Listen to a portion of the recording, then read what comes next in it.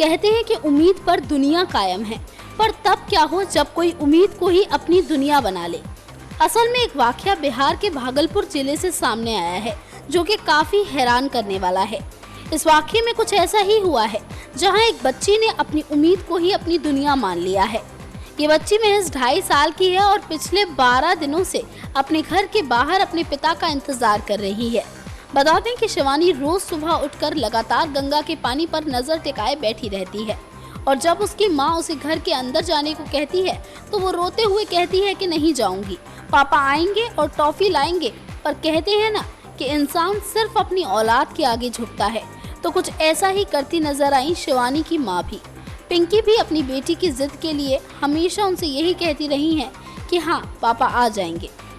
बताते चलें कि पिछले 15 दिनों से भागलपुर बाढ़ के पानी से जूझ रहा है। इसके साथ ही कई और ऐसे गांव हैं जिनमें गंगा के बाढ़ के पानी ने सब कुछ बर्बाद कर दिया है। अधिकतर लोगों से इस बाढ़ ने सब कुछ छीन लिया है। साथ ही कई लोग इसके चलते अपनी जान भी गंवा चुके हैं। उन्हीं में से एक दिलीप रजक नाम का ये शख्स भी है, जो शिवानी का पिता था। इस हादसे को पूरे 12 दिन हो चुके हैं, लेकिन इस बात से अनजान उसकी 2.5 साल की बेटी शिवानी लगातार अपने पिता के इंतजार में घर के बाहर बैठे पिछले 12 दिनों से उसका इंतजार कर रही है। नन्ही शिवानी अपने पिता की काफी लाडली है, जिसे अपने पिता से बेहद लगाव भी है। और जब कभी दिलीप घर से बाहर निकलते थे तो शिवानी अपने पापा को रोकने की पूरी कोशिश करती थी। शिवानी की मां के मुताबिक इस बार भी कुछ ऐसा ही हुआ, तो दिलीप ने अपनी बेटी को बहलाने के लिए टॉफी लाने का वादा भी कर दिया था। लेकिन किसे पता था कि दिलीप अब कभी नहीं लौटेगा।